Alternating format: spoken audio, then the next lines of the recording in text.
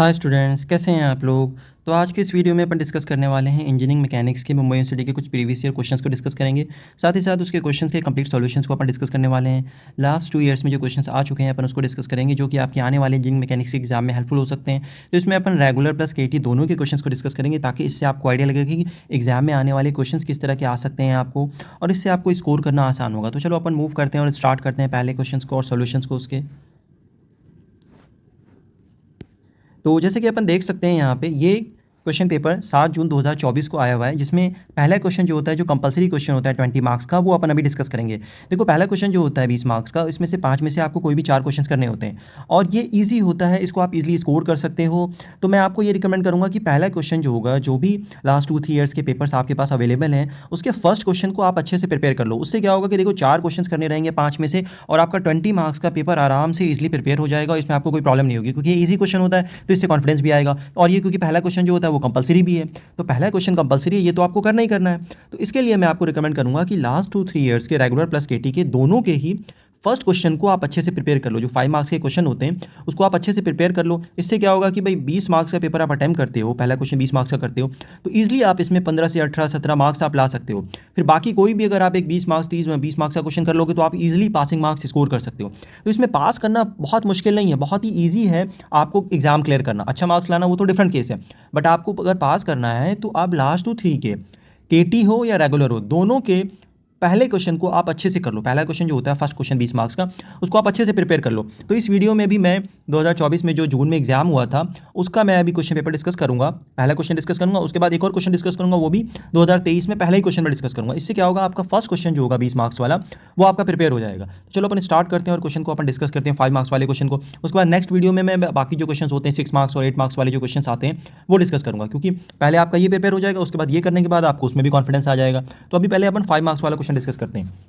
तो इसमें आप देख सकते हो, जो कि पहला क्वेश्चन है, ये आपका टेंशन निकालना है। कॉर्ड ए बी और बी सी में आपको टेंशन फाइंड आउट करना है। दूसरा क्वेश्चन आप देख सकते हो यहाँ पे इंस्टेंटेनियस सेंटर ऑफ रोटेशन से, and right the properties of the instantaneous centre of rotation. Third question आपका काइनेमेटिक्स से आया हुआ है। फोर्थ क्वेश्चन आपका लॉज ऑफ फ्रिक्शन से है, और फिफ्थ क्वेश्चन आपका सेंट्रॉइड ऑफ शेडेड एरिया निकालना है। तो देखो, ये जो क्वेश्चन का पैटर्न है, ये जो 5 तरह के जो क्वेश्चन आपको दिख रहे हैं, जनरली आपको सभी पेपर में ऐसे ही टॉपिक से क्वेश्चन मिलेंगे। जैसे कि पहला वाला फोर्स इक्विलिब्रियम से मिल जाएगा, दूसरा आपका इंस्टेंटेनियस सेंटर ऑफ रोटेशन या उसकी प्रॉपर्टीज से क्वेश्चन आ जाता है, थर्ड वाला एक्सेलरेशन और उसके डायग्राम से रिलेटेड आ जाएगा, फोर्थ वाला फ्रिक्शन से, फिफ्थ वाला आपका सेंट्रॉइड निकालने से। तो जनरली जितने भी आप पेपर देखोगे उसमें आपको इसी पैटर्न पे इसी टाइप के क्वेश्चंस दिखेंगे। ये जो 5 तरह के यहाँ पे आपको क्वेश्चंस दिख रहे हैं, तो ऐसा ही क्वेश्चन आपको मिलेगा। ऐसा नहीं होगा कि पेपर चेंज हो गया, या फिर रेगुलर का है या केटी का या कोई दूसरा पेपर है या आने वाला पेपर है तो उसमें पैटर्न चेंज हो जाएगा। पैटर्न जनरली चेंज नहीं होता, जनरली पैटर्न ऐसे ही रहेगा। ठीक है, तो आप इसको प्रिपेयर कर लोगे तो इससे आपको आइडिया मिल जाएगा कि आने वाले एग्जाम में कैसा क्वेश्चन आ सकता है। ठीक है, तो चलो अपन मूव करते हैं और इसके अपन सोल्यूशंस को देखते हैं कि इसको सोल्यूशन कैसा होगा। तो फर्स्ट क्वेश्चन का अपन सोल्यूशन देखते हैं। देखो, यहाँ पे जो पहला क्वेश्चन आपको दिख रहा है, ये लामीज क्वेश्चन थ्योरम लगाना है, इसमें लामीज थ्योरम को अपने को यूज़ करना है। बहुत ही सिंपल क्वेश्चन था, देखो कितना छोटा सॉल्यूशन है इसका। ये 5 मार्क्स आप इसमें इजीली स्कोर कर लोगे। करना क्या था, इसमें ये फिगर आपको दिया हुआ था, डायग्राम दिया हुआ है। इस डायग्राम के लिए अपन ने क्या किया, पॉइंट बी के लिए अपन ने फ्री बॉडी डायग्राम बना लिया। जैसे कि आप देखो, फर्स्ट स्टेप में क्या किया मैंने, consider the ability of the point B. तो पॉइंट बी का फ्री बॉडी डायग्राम बनाया मैंने। पॉइंट बी का जब अपन फ्री बॉडी डायग्राम बनाएंगे तो देखो, इधर टेंशन आएगा, tension in cord B C, tension in cord A B, और ये वेट आ जाएगा जो कि दिया हुआ है 30 × जी कितना 9.81 ले लो आप। ठीक है, बाकी तीनों साइड्स के बीच में कितना एंगल बन रहा है अपन उसको लिख देंगे। देखो, जैसे कि ये कितना है, ये वाला एंगल कितना है 40 + 90, तो ये कितना हो जाएगा 130। ये वाला एंगल कितना है 30 + 90, ये हो जाएगा 120, और उसको 360 में से दोनों को प्लस करके माइनस कर दोगे तो ये वाला एंगल 110 आ जाएगा। तीनों एंगल अपने को मालूम है, सिंपली अपन को लामीज थ्योरम यूज करना है। लामीज थ्योरम क्या कहता है, लामीज थ्योरम कहता है कि अगर किसी भी पॉइंट पे 3 कोप्लेनर फोर्सेस लग रहे हैं तो अपन उसको लामीज थ्योरम के फॉर्म में, इस फॉर्म में ऐसे लिख सकते हैं। तो अपन ने क्या किया, देखो, force upon sine of the angle. Angle कौन सा लेना है, उस फोर्स के अपोजिट जो दो साइड्स होगी उसके बीच का जो एंगल बनेगा उसको अपन लेंगे। जैसे अगर मान लो ये वाला फोर्स है जो वेट हैंग कर रहा है, उसके करस्पॉन्डिंग ये वाला एंगल लेंगे 110 वाला। सिमिलरली टीबीसी के लिए अपन ये वाला लेंगे 120, और टी ए बी के लिए अपोजिट ये वाला एंगल लेंगे 130। ठीक है, तो बस कुछ नहीं करना है आपको, जो फोर्स लग रहा है उसके करस्पॉन्डिंग अपोजिट वाला, जैसे ये वाला फोर्स है उसके अपोजिट ये वाला लेंगे अपन 110 का एंगल। तीनों एंगल्स को अपन पुटअप करेंगे। जैसे कि ये वाला हो गया फर्स्ट एंगल 110 हो जाएगा, ठीक है, दूसरा 130 हो जाएगा, ये तीसरा 120 हो जाएगा। तो इसमें कुछ नहीं करना है अपने को, जो भी वेट आपका हैंग कर रहा है, जो भी फोर्स है या वेट है, जैसे ये अगर फोर्स है तो उसके अपोजिट ये वाला एंगल, ये अगर फोर्स है तो उसके अपोजिट ये वाला एंगल, ये वाला अगर फोर्स है तो उसके अपोजिट ये वाला एंगल। ठीक है, अपोजिट लेना है, जो दो साइड्स होंगी, जो जिस पे फोर्स लग रहा है या फिर जो भी फोर्स है, उस फोर्स के दो अपोजिट साइड्स जो होंगी, जो दो अदर साइड्स होंगी, उसके बीच का जो एंगल होगा वो अपने को लेना है। ठीक है, अपने सारे एंगल्स को जब अपन यहाँ पुटअप करेंगे तो सिंपल, देखो सिंपल मैथमेटिक्स है, सिंपल कैलकुलेशन है। आपका दोनों ही इसमें और इसमें दोनों ही कॉर्ड में, दोनों कॉर्ड में ये देखो टेंशन आ जाएगा, कुछ भी नहीं करना था, सिंपल इसको सॉल्व करना है। इसमें दो अननोन क्या है, टी ए भी नहीं मालूम है अपने को, टी बी सी नहीं पता है, ये दोनों चीज़ें नहीं पता, बाकी सारी चीज़ें गिवन है। तो पहले अपन क्या करेंगे, इस वाले पार्ट को सिंप्लीफाई करके टी ए भी निकाल लेंगे, फिर अपन क्या करेंगे, इस वाले पार्ट को जब ये आ जाएगा तो इस वाले पार्ट को सिंप्लीफाई कर लो, उससे टी बी सी निकाल लो, ठीक है। यही दो चीज़ अपने को फाइंड आउट करनी है, ये कॉर्ड में, इस कॉर्ड में और इस कॉर्ड में कितना टेंशन आ रहा है, इस वेट को हैंग करने की वजह से अपने को फाइंड आउट करना था। तो सिंपल है, इसमें लामीस थ्योरम को यूज़ करना है अपने को। चलो अपन मूव करते हैं, नेक्स्ट क्वेश्चन करते हैं अपन। देखो ये नेक्स्ट क्वेश्चन जो ये बहुत इंपॉर्टेंट क्वेश्चन है, ये कई बार ये क्वेश्चन रिपीट हो चुका है, रेगुलर में भी, केटी में भी ये बार बार क्वेश्चन आता है कि इंस्टेंटेनियस सेंटर ऑफ रोटेशन क्या होता है, इंस्टेंटेनियस सेंटर ऑफ रोटेशन क्या होता है एंड प्रॉपर्टीज़ क्या होती है इंस्टेंटेनियस सेंटर ऑफ रोटेशन की। तो देखो इंस्टेंटेनियस सेंटर ऑफ रोटेशन क्या होता है, ये एक ऐसा कंसेप्ट है जिस कंसेप्ट से अपन क्या करते हैं कि जब बॉडी का जनरल प्लेन मोशन हो रहा होता है, तो जनरल प्लेन मोशन मतलब जब उसका रोटेशन प्लस ट्रांसलेशन दोनों हो। जनरल प्लेन मोशन का एग्जांपल क्या होगा, जैसे कि कोई लैडर है, वो आपका वॉल पे जो है आपने उसको टिका रखा है, वॉल पे उसको रोक रखा है, तो जब वो स्लाइड करेगा तो उसका क्या होगा, उस लैडर का ट्रांसलेशन भी होगा और रोटेशन भी होगा, दोनों चीज़ें होंगी। तो इस केस में अपन कहेंगे कि ये जो लैडर है अपना वो जनरल प्लेन मोशन कर रहा है, मतलब जिस भी बॉडी का रोटेशन भी हो और ट्रांसलेशन भी हो तो उसको अपन बोलते हैं जनरल प्लेन मोशन। तो अपन क्या करते हैं इंस्टेंटेनियस सेंटर ऑफ मेथड के कंसेप्ट से किसी भी बॉडी के जनरल प्लेन मोशन को अपन कन्वर्ट कर सकते हैं प्योर रोटेशनल मोशन में। तो ये एक वो कंसेप्ट है जिसकी मदद से अपन बॉडी के जनरल प्लेन मोशन को, इसका जिसका ट्रांसलेशन रोटेशन दोनों हो रहा हो, उसको अपन कन्वर्ट कर देते हैं प्योर रोटेशनल मोशन में। It is a concept by which we can convert the general plane motion of a body into pure rotational motion. Pure rotational motion में कन्वर्ट करके फिर उसका अपन एनालिसिस कर लेते हो, तो एनालिसिस आसान हो जाता है। तो सिंपल इसमें कुछ नहीं करना है। देखो यहाँ पे जैसे कि मैंने आपको डायग्राम से भी समझाया है, एक मान लो एक रॉड ए बी है आपका, ठीक है। रॉड ए बी पे कोई एक रिजिड रॉड ए बी है, उसके पॉइंट ए और पॉइंट बी पे दोनों वेलोसिटी वेक्टर आपको दिख रहा है वी ए वी बी, जो दोनों अल्फा बीटा एंगल बना रहा है रॉड ए बी से, ठीक है। अपन ने क्या किया, दोनों ही पॉइंट्स ए और बी पे परपेंडिकुलर ड्रॉ किया, दोनों ही पॉइंट्स पे ए और बी पे परपेंडिकुलर ड्रॉ किया, वेलोसिटी वेक्टर के परपेंडिकुलर अपन ने ड्रॉ किया। तो वो आई पॉइंट पे यहाँ पे आके कहीं मिलता है, जो कि दोनों का इंटरसेक्शन पॉइंट जो होता है, इसको अपन आई पॉइंट बोलते हैं, इंस्टेंटेनियस सेंटर ऑफ रोटेशन बोलते हैं, ठीक है। तो अब क्या होगा कि अपन ट्रीट कर सकते हैं कि ये जो रॉड है आपका, this rod can be treated to be rotating about this point I, ठीक है। तो ये आई वो पॉइंट हो जाएगा। अब देखो आई आया कहाँ से, ये जो वेलोसिटी वेक्टर वी बी और ये वी ए था, इन दोनों के अपन ने परपेंडिकुलर ड्रॉ किया, इन दोनों को अपन ने परपेंडिकुलर ड्रॉ किया, इन दोनों को अपन ने परपेंडिकुलर ड्रॉ किया। तो इन दोनों का परपेंडिकुलर जो है, इन दोनों का परपेंडिकुलर जिस पॉइंट पे आके मिलता है उसको अपन आई बोलते हैं। और यही वो आई पॉइंट होता है जिस पॉइंट के अबाउट अपन ट्रीट कर सकते हैं कि this rod A B, this rigid rod A B can be treated to be rotating about point I है। हालांकि इसका जनरल प्लेन मोशन हो रहा था, बट अपन ने आई एक ऐसा पॉइंट फाइंड आउट किया जिस पॉइंट के अबाउट अपन ट्रीट कर सकते हैं कि ये एक होल बॉडी जो है रोटेशनल मोशन कर रही है, ठीक है। अब देखो यहाँ पे क्या हुआ, इसमें इसके बारे में थोड़ा सा मैंने एक्सप्लेनेशन दिया है। Let's assume this whole system as a body, at this instant it seems like the body is rotating about point A. तो ऐसा हो गया कि अब पॉइंट आई के अबाउट बॉडी रोटेट कर रही है। And note that point I जो है वो बॉडी के अंदर भी हो सकता है, आउटसाइड द बॉडी भी हो सकता है, इनसाइड भी बॉडी हो सकता है। इस केस में देखो ए बी रॉड था, लेकिन पॉइंट आई जो है वो ए बी पे तो नहीं आ रहा है, ए बी के बाहर आ रहा है। तो आई पॉइंट जो है वो ए बी पे भी हो सकता है। तो ये इसकी प्रॉपर्टी हो गई। इस प्रॉपर्टी में भी आप लिख सकते हो, जैसे कि प्रॉपर्टी पूछा हुआ है, तो पॉइंट आई जो है वो जरूरी नहीं है कि बॉडी पे ही लाई करे, बॉडी के अंदर भी हो सकता है, बॉडी के बाहर भी हो सकता है। नेक्स्ट आगे चलते, बाय डूइंग दिस तो अपन ने क्या किया, we have converted the general plane motion into rotational motion. तो दूसरी प्रॉपर्टी में आप ये लिख सकते हो, पहली प्रॉपर्टी तो ये हो गई कि जरूरी नहीं है कि पॉइंट आई जो है वो बॉडी पे लाई करे, it can lie outside the body, inside the body, on the body, ठीक है। और दूसरी प्रॉपर्टी ये हो गई कि हमने यहाँ पे जनरल प्लेन मोशन को कन्वर्ट कर दिया रोटेशनल मोशन में, ठीक है। उसके बाद आगे चलते, this condition is only possible when the velocity actual velocity of point I will be zero. तीसरी प्रॉपर्टी ये हो गई कि जो आई होता है इसकी वेलोसिटी जीरो होती है, इसका एक्सेलरेशन जरूरी नहीं है कि जीरो, बट इसकी वेलोसिटी जीरो होगी। तो इसका ये थर्ड प्रॉपर्टी हो गई। आगे उसके बाद चलते हैं, we can assume this system as a complete body which have pure rotational motion about point I and the point I is known as instantaneous centre. तो अपन ने देखो तीन प्रॉपर्टी बता दिया आपको मैंने, उसके बाद इंस्टेंटेनियस सेंटर के बारे में भी बता दिया।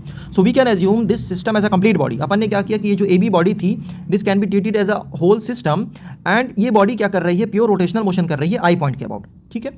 तो ये इसकी कुछ प्रॉपर्टी हो गई। और आगे चलते हैं, इसके बारे में और एक्सप्लेनेशन देख लेते हैं। तो देखो यहाँ पे मैं बता रहा हूँ, अगर आपको कुछ भी नहीं समझ में आ रहा है तो एटलीस्ट आप ये याद कर लो, ये लिख दो इंस्टेंटेनियस सेंटर के बारे में। क्या होता है इंस्टेंटेनियस सेंटर ऑफ मेथड, इससे क्या करते हैं अपन, instantaneous centre method of analysing the motion is based upon the concept that any body having general plane motion can be considered as a pure rotational motion of a rigid link about some centre known as instantaneous centre और virtual centre. तो अपन इस concept से क्या करते हैं, आई centre concept से, कि किसी भी बॉडी का जिसका जनरल प्लेन मोशन हो रहा होता है उसको अपन कन्वर्ट कर देते हैं, कैन बी कंसिडर्ड और can be converted as a pure rotational motion of a body about some centre I. तो उसी सेंटर आई को अपन बोलते हैं इंस्टेंटेनियस सेंटर। बस इतना याद रखो। देखो आई सेंटर कुछ भी नहीं होता है, आई सेंटर वो सेंटर होता है, वो पॉइंट होता है जिस पॉइंट के अबाउट एक जनरल प्लेन मोशन कर रही बॉडी को कैन बी कंसिडर किया जा सकता है कि वो प्योर रोटेशनल मोशन कर रही है अबाउट पॉइंट आई, ठीक है, कोई भी बॉडी जिसका रोटेशन प्लस ट्रांसलेशन हो रहा होगा, उस बॉडी को अपन कंसीडर कर सकते हैं कि वो प्योर रोटेशनल मोशन कर रही है किसी पॉइंट आई के अबाउट, उसी पॉइंट आई को अपन बोलते हैं इंस्टेंटेनियस सेंटर ऑफ रोटेशन। उसके बाद बाकी इधर प्रॉपर्टी आप और देख सकते हो, it is a point about which the body is suppose to be rotating at any instant. और एक चीज़ ये भी याद रखना है कि ये जो पॉइंट आई होता है ये इंस्टेंट टू इंस्टेंट चेंज होता है, ये फिक्स नहीं रहता है। उसके बाद आगे आप चलते हैं, it is a point in common between two members where the velocities are zero for both the members. Third, instantaneous centre is absolute concept, it is not a relative concept. तो प्रॉपर्टी में आप ये भी लिख सकते हो कि ये एक एब्सोल्यूट कंसेप्ट नहीं है, it is a relative concept because the body is rotating about a fixed point, so fixed in one body and rotating another body, so it's a relative concept। देखो मैंने ये 4-5 पॉइंट आपको बता दिए, ये 4 points क्या है, ये प्रॉपर्टीज है इंस्टेंटेनियस सेंटर की। एक और प्रॉपर्टीज की देख लो जो कि यहाँ पे लिखा हुआ है, when a body is performing general plane motion it is assumed to perform fixed axis rotation about some center I and this center of rotation changes its position instant to instant, that's why we call it instantaneous center of rotation। देखो fifth property एक ये भी आपको याद रखना है कि जब बॉडी जनरल प्लेन मोशन कर रहा होगा तो वो एक फिक्स पॉइंट के अबाउट रोटेट कर रहा होगा, ठीक है, एक फिक्स्ड एक्सिस के अबाउट पॉइंट के अबाउट रोटेट कर रहा होगा जिसको अपन ने आई कह दिया। लेकिन वो जो आई पॉइंट होता है वो फिक्स नहीं रहता है, वो पॉइंट चेंज करता है इंस्टेंट टू इंस्टेंट। लिखा हुआ है ना, this centre of rotation changes its position from instant to instant, ठीक है, तो ये फिक्स नहीं रहता है। देखो 5 प्रॉपर्टीज जो है मैं फिर से रिपीट कर देता हूँ। देखो पहली प्रॉपर्टी तो ये हो गई कि वो जो आपका आई पॉइंट एक ऐसा पॉइंट होता है जिससे अपन ने क्या किया, जनरल प्लेन मोशन को प्योर रोटेशनल मोशन में कन्वर्ट कर दिया, एक ये हो गया। दूसरा, जो पॉइंट आई होता है उसकी वेलोसिटी जीरो होती है। तीसरा पॉइंट ये हो जाएगा कि ये जो सेंटर होता है ये एक रिलेटिव कंसेप्ट है, एब्सोल्यूट कंसेप्ट नहीं है ये। चौथा ये हो जाएगा कि ये जो आई सेंटर होता है, जो ये आई पॉइंट होता है, इसकी पोजीशन चेंज होती है इंस्टेंट टू इंस्टेंट। जब बॉडी रोटेट कर रही होगी तो इसकी पोजीशन चेंज होगी इंस्टेंट टू इंस्टेंट, ये फिक्स नहीं रहेगा, ठीक है। तो ये कुछ प्रॉपर्टीज़ हैं आई सेंटर की जो मैंने आपको बताया। अगर आपको कुछ भी नहीं समझ में आ रहा है इसमें या फिर थोड़ा डाउट हो रहा है क्योंकि पहली बार पढ़ता है इंसान तो कन्फ्यूजन होता है, तो आप सिंपली बस ये याद कर लो इस चीज़ को, और एक ये याद कर लो कि ये वाली लाइन याद कर लो। दूसरा ये लिख लो, आप याद कर लो कि ये एक रिलेटिव कंसेप्ट है। तीसरा आप ये लिख लो कि ये पोजीशन जो है इंस्टेंट टू इंस्टेंट चेंज होता है, ये पोजीशन फिक्स नहीं रहता है, इंस्टेंट टू इंस्टेंट इसकी लोकेशन चेंज होगी, ठीक है। इसमें भी अगर कोई आपको डाउट है तो आप मुझसे पूछ सकते हो। चलो अपन मूव करते हैं नेक्स्ट क्वेश्चन की तरफ। देखो एक नेक्स्ट क्वेश्चन जो है, इस क्वेश्चन में आप देख सकते हो, ये भी 5 मार्क्स का क्वेश्चन है। इसमें आपको एक्सेलरेशन दिया हुआ है, acceleration of a particle moving along a straight line is represented by the relation A is equal to T cube minus 2t² + 7। ये आपको एक्सेलरेशन टाइम के फंक्शन में दिया हुआ है।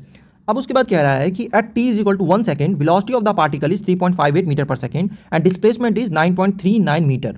आपको 1 सेकेंड पे वेलोसिटी और डिस्प्लेसमेंट दिया हुआ है पार्टिकल का। आपको फाइंड आउट करना है कि वेलोसिटी और डिस्प्लेसमेंट क्या होगा at t is equal to 2 seconds. तो t is equal to 2 seconds पे आपको क्या करना था, वेलोसिटी और डिस्प्लेसमेंट फाइंड आउट करना है। तो बहुत ही सिंपल क्वेश्चन है। देखो ये इस क्वेश्चन की प्रैक्टिस कर लो आप, ये क्वेश्चन इस टाइप का एग्जाम में आना ही आना है, कंफर्म है। अगर ये आपने प्रैक्टिस कर लिया, इसको करना सीख लिया आपको, तो 5 मार्क्स आपके कंफर्म हो जाएंगे। कुछ नहीं करना है इसमें, सिंपली देखो यहाँ पे एक्सेलरेशन का जो दिया हुआ है, एक्सेलरेशन का जो फंक्शन दिया हुआ है, देखो a is equal to T cube, यहाँ पे देखो a is equal to T cube minus 2t² + 7। यहाँ पे अपन ने क्या किया, एक्सेलरेशन अपने को मालूम है, एक्सेलरेशन को अपन क्या लिख सकते हैं, dv/dt, rate of change of velocity अपन लिख सकते हैं। तो अपन ने क्या किया, यहाँ पे एक्सेलरेशन की जगह dv/dt लिख दिया। उसके बाद dt को अपन इधर भेज देंगे, उसके बाद इंटीग्रेट करेंगे both the sides, integrating both the sides. जब अपन इंटीग्रेट करेंगे बोथ द साइड्स तो इंटीग्रेशन क्या होगा, तो dv का इंटीग्रेशन तो v हो जाएगा और t क्यूब का इंटीग्रेशन क्या हो जाएगा, t⁴/4/4 माइनस 2t², t² का इंटीग्रेशन क्या हो जाएगा, 2t³ प्लस 7 के साथ कुछ भी नहीं है, तो 7 के साथ जब इंटीग्रेशन करेंगे तो t आ जाएगा प्लस c1। c1 क्या है, यहाँ पे कांस्टेंट ऑफ इंटीग्रेशन है। अब अपने को ये c1 की वैल्यू फाइंड आउट करनी होगी, जो कि कंडीशन दिया हुआ है, जो भी इनिशियल कंडीशन आपको दिया हुआ है उसके करस्पॉन्डिंग आपको c1 फाइंड आउट करना पड़ेगा। c1 कहाँ से आया, ये कांस्टेंट ऑफ इंटीग्रेशन कहलाया जाता है। जब भी आप इंटीग्रेशन करते हो तो कांस्टेंट ऑफ इंटीग्रेशन आ जाता है, तो यहाँ पे c1 आ गया है। अब c1 अपन कैसे फाइंड आउट करेंगे, जो आपको कंडीशन दिया हुआ था कि t इज इक्वल टू 1 पे वेलोसिटी आपको 3.5 मीटर दिया हुआ है।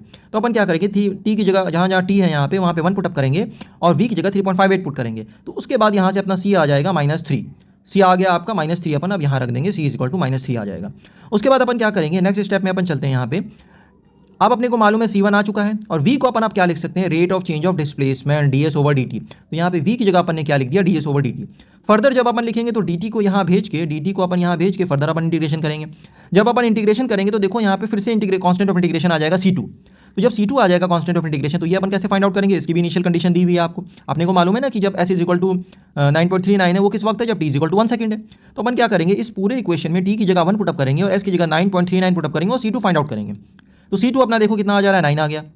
अब अपने पास C2 C1 दोनों आ गया है, तो ये तुम्हारी डिस्प्लेसमेंट की इक्वेशन हो गई, ये तुम्हारी वेलोसिटी की इक्वेशन हो गई, और एक्सेलरेशन का इक्वेशन तो ऑलरेडी गिवन था क्वेश्चन में, ये तीनों चीजें गिवन है। अब बस अपने को कुछ नहीं करना, ये तीनों इक्वेशन अपन ने फाइंड आउट कर लिया।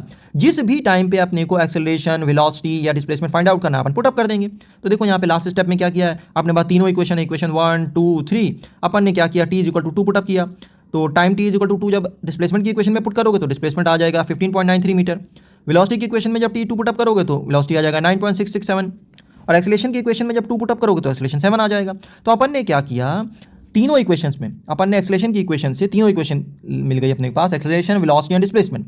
तीनों इक्वेशन जब आ गई तो अपन ने टाइम = 2 पुट अप कर दिया तीनों जगह। तीनों के इक्वेशन में अपन t की जगह जब 2 रखेंगे तो आपको डिस्प्लेसमेंट भी मिल जाएगा, वेलोसिटी भी मिल जाएगा और एक्सेलेरेशन भी मिल जाएगा। यही चीज़ फाइंड आउट करनी थी। तो बहुत ही सिंपल क्वेश्चन था, इससे 5 मार्क्स आप इजीली स्कोर कर सकते हो। और इस क्वेश्चन को आपको छोड़ के नहीं जाना है, क्योंकि ये हर बार एग्जाम में ये आता ही आता है।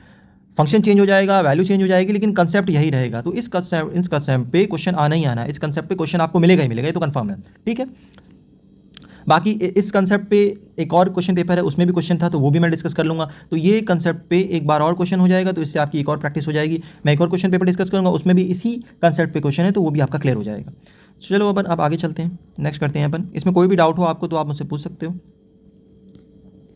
देखो बेटा, जो आपका 4th क्वेश्चन था, ये था लॉज ऑफ फ्रिक्शन से। बहुत ही सिंपल क्वेश्चन है, ये 5 मार्क्स का है। देखो मैंने सारे लॉज यहाँ पे लिखे हुए हैं, आप इस लॉज को याद कर लो, बहुत ही सिंपल है, इसमें 5 मार्क्स इजीली स्कोर हो जाएगा आपका।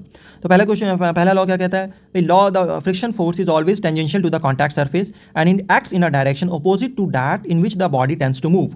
पहला तो ये जो प्रॉपर्टी है या फिर जो लॉ है एक्सेलरेशन का, वो क्या है कि फ्रिक्शन फोर्स जो है वो हमेशा टेंजेंशियल टू द सरफेस लगता है।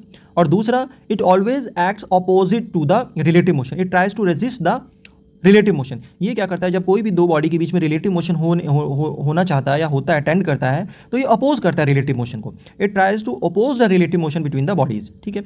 दूसरा ये हो गया कि the magnitude of frictional force is self adjusting, ये सेल्फ एडजस्टिंग होता है। जैसे जैसे आप अप्लाइड फोर्स को बढ़ाओगे वैसे वैसे एक लिमिट तक, लिमिटिंग फ्रिक्शन फोर्स तक ये इंक्रीज करता रहता है। तो इसको अपन सेल्फ एडजस्टिंग फोर्स भी बोलते हैं। और मैक्सिमम कितना लिमिट एडजस्ट कर सकता है, ये लिमिटिंग फ्रिक्शनल फोर्स जितना जा सकता है, उससे ऊपर नहीं जाएगा, ठीक है। सेल्फ एडजस्टिंग करता रहेगा, कहाँ तक करेगा, लिमिटिंग फ्रिक्शनल फोर्स तक, उसके बाद ये फिर एडजस्ट नहीं करेगा। थर्ड प्रॉपर्टी क्या है, limiting frictional force F max is directly proportional to the normal reaction. उसके बाद देखो ये क्या कहता है कि जो लिमिटिंग फ्रिक्शन फोर्स होता है, जो कि maximum friction force which can act between the two body, वो क्या कह रहा है, वो होता है directly proportional to the normal reaction के होता है। जब दो बॉडी कॉन्टैक्ट में आती हैं तो दोनों के बीच का जो नॉर्मल रिएक्शन होता है उसके डायरेक्टली प्रोपोर्शनल होता है limiting frictional force. Fourth law क्या कहता है, for a body in motion kinetic frictional force F K developed is less than that of limiting friction. तो अब ये कह रहा है कि जो काइनेटिक फ्रिक्शन फोर्स जो होता है बॉडी में, जब बॉडी मूव कर रही होती है, तो वो कम होता है, किससे कम होता है, लिमिटिंग फ्रिक्शनल फोर्स से कम होता है। ये जो लिमिटिंग फ्रिक्शनल फोर्स है F max is equal to mu S into N, ये लिमिटिंग फ्रिक्शनल फोर्स है, इससे कम होता है। जब बॉडी मोशन में आ जाती है तो काइनेटिक फ्रिक्शनल फोर्स जो होता है वो लिमिटिंग फ्रिक्शन फोर्स से कम होता है, ठीक है। फिफ्थ वाला क्या कह रहा है, frictional force depends upon the roughness of the surface and material in contact. तो ये मटेरियल पे डिपेंड करता है। फ्रिक्शनल फोर्स जो है वो एरिया ऑफ कॉन्टैक्ट पे नहीं डिपेंड करता है। Frictional force is independent of the speed of the body, ये स्पीड पे भी डिपेंड नहीं करता है। और ये याद रखना है, लास्ट वाला बहुत इंपॉर्टेंट है, coefficient of static friction mu S is always greater than the coefficient of kinetic friction mu के। तो म्यू के से म्यू एस की वैल्यू हमेशा ज़्यादा होती है। तो ये कुछ 8 जो है लॉज ऑफ फ्रिक्शन है, इसको आप याद कर लो, ये क्वेश्चन बार बार आता है एग्जाम में, रिपीट होता है ये, ठीक है। अपन नेक्स्ट चलते हैं, जो कि इस पेपर का ये 5 मार्क्स वाला लास्ट क्वेश्चन है। अब इसमें देखो आप क्या करना था, आपने को एक सेक्शन दिया हुआ है, एक बॉडी दिया हुआ है, एक आपका रेक्टेंगुलर बॉडी है जिसका लेंथ ब्रेथ दोनों दिया हुआ है 120 और 240, उसमें एक सेमी सर्कुलर सेक्शन कटा हुआ है, और सेमी सर्कुलर सेक्शन जो कट किया गया है उसका रेडियस 90 मिलीमीटर दिया हुआ है। आपको इस पूरी बॉडी का सेंट्रॉइड निकालना है। तो अपन को देखो ये जो एक बॉडी है, ये बॉडी क्या है, this body is symmetric about this x axis, इस एक्सिस के अबाउट सिमेट्रिक है ना। इसके अबाउट सिमेट्रिक थोड़ी है, इसके अबाउट सिमेट्रिक है। 20 से अगर आप इधर देखो, इस यहाँ से 20 से कट करोगे तो मिरर इमेज मिलेगी ना आपको, सेम मिलेगा, चाहे इधर देखो इधर देखो। तो इस एक्सिस के अबाउट ये सिमेट्रिक है। तो अपने को ये पता चल गया कि जो इसका एक्स एक्सिस का जो एक्स सेंट्रॉइड होगा, इस बॉडी का जो सेंट्रॉइड एक्स कोऑर्डिनेट होगा, x coordinate of the centroid जो होगा, वो इस दोनों के बीच में आएगा, ठीक है। एक्स यहाँ के मिड में आएगा, क्योंकि एक्स एक्सिस के अबाउट ये इस एक्सिस के अबाउट सिमेट्रिक है। ये जो वाई एक्सिस है आपका, ये वाई एक्सिस के अबाउट इस एक्सिस के अबाउट तो सिमेट्रिक है ना। तो इसका मतलब ये हुआ कि इस पूरी बॉडी का जो एक्स कोऑर्डिनेट ऑफ सेंट्रॉइड होगा वो यहाँ पे कहीं बीच में आएगा। तो टोटल अगर 240 है तो इसका एक्स बार जो है वो यहाँ पे आएगा कहीं पे मिड में। तो इसीलिए यहाँ पे एक्स बार को 120 यहाँ पे लिखा हुआ है, the X coordinate of the centroid of this body will be at the mid point of this, because it is symmetric about this axis, Y axis के अबाउट ये सिमेट्रिक है। अगर ये टोटल 240 है तो इसका मतलब ये इसके बीच में आएगा यहाँ पे, तो इसलिए यहाँ पे x bar is equal to 120 लिखा हुआ है, ठीक है। तो x कोऑर्डिनेट आ गया सेंट्रॉइड का 120। Given shaded area is symmetric about y axis of symmetry at vertical distance of 120 mm from O, ठीक है। उसके बाद अपन चलते हैं y बार निकालते हैं, y coordinate of the centroid निकालते हैं, क्योंकि वो इस एक्सिस के अबाउट जो है, x एक्सिस के अबाउट इस एक्सिस के अबाउट सिमेट्रिक नहीं है, ठीक है।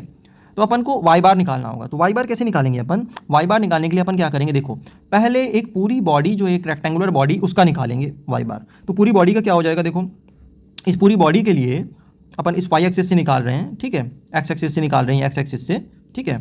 तो अपन इस पूरी बॉडी के लिए क्या करेंगे, इस पूरी बॉडी के लिए पहले निकालेंगे इस पूरी बॉडी का जो है वो y बार कहाँ आएगा। तो इस पूरी बॉडी का y बार देखो कहाँ होगा, वो हो जाएगा इसका एरिया, इसका एरिया कितना हो जाएगा 240 इंटू 120, 240 इंटू 120। और इस पूरी रेक्टेंगुलर बॉडी का जो y कोऑर्डिनेट होगा वो यहाँ पे कहीं आएगा, रेक्टेंगुलर बॉडी का, क्योंकि ये तो रेक्टेंगुलर बॉडी सिमेट्रिक होगी। तो इस एक्सिस से ये कितना हो जाएगा y बार, मतलब 60 हो जाएगा। ये जो इसका एरिया होगा इस वाली पूरी होल बॉडी का जो आपका सेंट्रॉइड होगा, y जो होगा आपका इस पूरी बॉडी का, वो कहाँ पे आएगा, इस बॉडी का CG वो 60 उस पे आएगा, 60 mm पे आएगा। उसके बाद ये जो आपका सेमी सर्कुलर पार्ट है, क्योंकि semi circular part cut out हुआ है, तो अपन क्या करेंगे, इस पूरी बॉडी में से सेमी सर्कुलर पार्ट वाले को माइनस कर देंगे, क्योंकि वो कट आउट पार्ट है। तो इस बॉडी का जो होगा वो y बार कहाँ आएगा, इस बॉडी का CG, इस बॉडी का G2 की बात कर रहा हूँ मैं, कि इस बॉडी का G2 सेंट्रॉइड किधर होगा। तो इस बॉडी का G2 जो होगा, अपने को मालूम है कि जैसे मान लो कोई भी एक बॉडी है, तो इस सेमी सर्कुलर बॉडी के लिए इसका जो CG होता है वो डायमीटर वाली जो एक्सिस होती है वो यहाँ से कितनी दूरी पे होता है, 4r/3 पाई ये होता है, ठीक है। ये जो दूरी होगी ये कितनी होगी, 4r/3 पाई। तो यहाँ पे भी अपन ने वही किया है कि ये जो आपका G2 की जो दूरी है इस वाले एंड से G2 की जो दूरी है वो कितनी हो जाएगी, 4 × 90 रेडियस अपॉन 3 पाई। बट अपने को इस एक्सिस से चाहिए ना डिस्टेंस, तो इसके लिए अपन ने क्या किया है, टोटल 120 में से इसको माइनस कर दिया है। दैट्स वाई टोटल जो है अपना 120 में से अपन ने 4r/3 पाई को माइनस कर दिया है। तो इस एक्सिस से इसकी दूरी आ गई, क्योंकि अपन सबको इस रेफरेंस में देख रहे हैं, इस एक्सिस के अबाउट सबका अपन निकाल रहे हैं। जैसे अपन ने रेक्टेंगुलर बॉडी, जैसे अपन ने क्या किया, अब देखो जरा सा यहाँ पे अपन ने क्या किया कि ये जो आपका रेक्टेंगुलर बॉडी था, इसका जो है y कोऑर्डिनेट वो इससे कितना आ गया, 60 की दूरी पे आ गया, ठीक है। सिमिलरली अपन सेमी सर्कुलर पार्ट के लिए भी निकालेंगे कि उसका जो G2 है वो इस एक्सिस से कितनी दूरी पे है। तो उसके लिए अपन ने क्या किया, टोटल 120 में से 4r/3 पाई को माइनस कर दिया, उसके एरिया से मल्टीप्लाई कर दिया, तो उसका निकल जाएगा। उसका एरिया कितना हो जाएगा, πr²/2, ठीक है। और सिमिलरली फिर नीचे क्या करेंगे, दोनों का एरिया जो है अपन रखेंगे, ये कितना 220 × 120, 240 × 120, रेक्टेंगुलर वाले पार्ट का एरिया हो जाएगा माइनस आपका सेमी सर्कुलर वाले पार्ट का एरिया। जब अपन इस तरीके से इसको सॉल्व करेंगे तो y बार जो आ जाएगा वो 42.75 आ जाएगा y बार। तो x बार और y बार दोनों आ गया 120, 42.75। मतलब ये हुआ कि इस पूरे सेक्शन का जो y बार होगा, इस पूरे सेक्शन का x बार y बार जो होगा वो देखो कहाँ आएगा, x बार तुम्हारा 120 है तो वो मतलब कहीं यहाँ पे आएगा, यहाँ पे आएगा 120, और तुम्हारा जो y बार है वो 42.75 है तो 42.7 यहाँ कहीं आएगा। तो इस पूरी बॉडी का जो CG होगा वो यहाँ कहीं आएगा। ये वाला डिस्टेंस हो जाएगा तुम्हारा 120 और ये वाला जो डिस्टेंस हो जाएगा तुम्हारा हो जाएगा 42.75, ठीक है। तो इस पूरी होल बॉडी का CG यहाँ आ जाएगा। रिस्पेक्टिव अलग अलग दोनों का देखो, रिस्पेक्टिव अगर इसका रेक्टेंगुलर पार्ट का देखोगे तो वो कुछ और होगा, कहीं और आएगा। फिर इस सेमी सर्कुलर पार्ट का देखोगे तो उसका तो इधर आएगा। लेकिन दोनों बॉडी का कंबाइंड अगर देखा जाएगा तो वो कहीं यहाँ पे आएगा, ऐसे इस एक्सिस पे और इस पे ऐसे यहाँ कहीं पे आएगा, ठीक है।